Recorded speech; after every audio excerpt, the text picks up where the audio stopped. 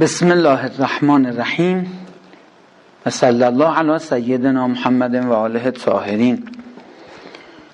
آقا این چه خداییه که گیر عبادت ماست، گیر نماز و روزه ماست؟ این همه تو قرآن دعوت میکنه یا ایها الناس اعبدوا ربکم، مردم عبادت منو بکنید. فلیعبدوا رب هذا البیت، مردم باید عبادت خدایی که رب خانه کعبه هست انجام بدن. کتب علیکم الصیام، روزه رو پاتون نوشتم.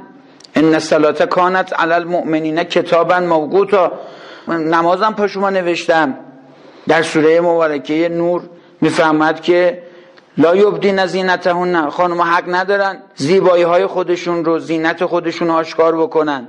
خب این چه خداییه که گیر عبادت ماست؟ انبار نماز و روزه و حجاب و عبادت دیگه خالی مونده، ما رو خلق کرده که اینجا انبارشو پر کنیم. در این شبهه چند تا چیز فرض گرفته شده که عجیبه. یک، اولا فرض کرده که خدای متعال محتاجه، یعنی بنا رو بر این گذاشته که اگه خدا گفته پس حتما کارش گیره این نماز و روزه ماست، در صورتی که خدای متعال در سوره مبارکه ابراهیم رسما مطرح میکنه تکفروا انتم ومن فی الارض جمیعا فإن الله لغنی حمید.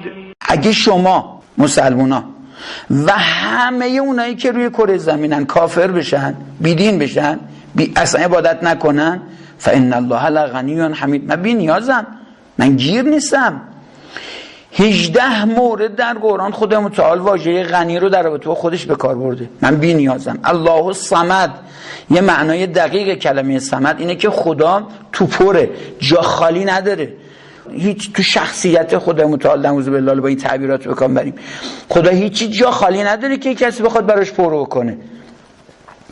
و 155 مرتبه خدا متعال تو قرآن تاکید میکنه که اگر شما گناه بکنید من شکست نخوردم.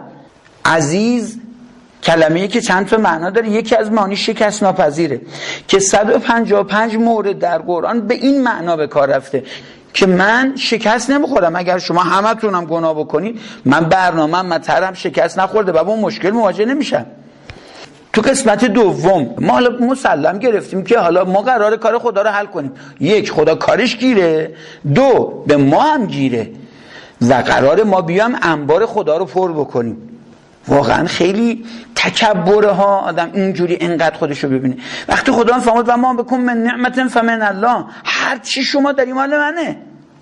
تو سوره فاطر میفرماد انتم الفقراء الی الله، شما سرتاپا فقرید، سرتاپا نداری هستید. امام حسین علیه السلام تو دعای عرفه میفرماد الهی انا الفقیر فی غنای، خدایا من وقتی بی نیاز باشم، همه چیز داشته باشم، سرتاپا فقرم، فکیف لا اکون فقیرا فی فقری، چگونه وقتی که فقیرم و ندارم فقیر نباشم. یه جای دیگه یه تعبیری داره خیلی زیباست، الهی انت الغنی بذالک ان یصل الیک النفع منک، خدایا تو در ذات خودت بی نیازی که بخواد حتی از خود تو به خود تو نفعی برسه. فکیف لا تکون غنیا عنی، چجوری از من بی نیاز نباشی؟ اون وقت کارت گیر منه. تو بحث عبادت خب خدایا اگه اینجوری نیست پس برای چی میگه عبادت بکنیم؟ برای چی ما رو به این ورطه میکشونی؟ یکی از چیزایی که باعث میشه انسان ها از دین فاصله بگیرن تنبلی و بیحالی و بیاریه. یعنی دنبال یه دینی بگردن که آقا باید و نباید نداشته باشه. چرا افراد دنبال بت پرستی میرفتن؟ یکی از مهمترین دلایلش همین بود. بت یه موجودیه، اینجا میگیم خداست، خب اگه حاجتی داریم بهش میگیم، قربانی براش میکنیم، هزینه براش میکنیم، بعد خلاص اونم حاجت ما رو میده. اگه از یه چیزی میترسیم، بلایی داریم، بهش میگیم مشکل ما تموم شد رفت دیگه. تو زندگی ما هم دخالت نمیکنه، امر و نهی هم نمیکنه. وقتی که بنی اسرائیل اومدن و گوساله رو به عنوان خدا انتخاب کردن، در سوره اعراف خدا میفرماد این گوساله رو که اومدن گفتن خداست ولا یهدیهم سبیلا، اینا ندیدن آقا این گوساله که حرف نمیزنه، که هدایتگری نداره، که این گوساله که راهنمایی نمیکنه. خدای متعال اگر به ما میگه عبادت بکنید، تنها و تنها و تنها به خود ما برمیگرده. یا ایها الناس انما بغیکم علی انفسکم، فقط و فقط هر جا ظلمی کردید، هر جا کوتاهی کردید به ضرر خودتونه. علی انفسکم، بر علیه خودتون کار کردید، نه بر علیه خدای متعال. خدا متعال اگه به ما میگه عبادت بکنید، چون اون چیزی که ما رو از حیوانات جدا میکنه عبادته، اون چیزی که ما رو رشد میده، انسانیت ما رو به فعلیت میرسونه عبادته، که امیدواریم خدا متعال توفیقش رو به هممون بیش از پیش کرامت بفرماید. به برکت صلوات بر محمد و آل محمد. اللهم صل علی محمد و آل محمد.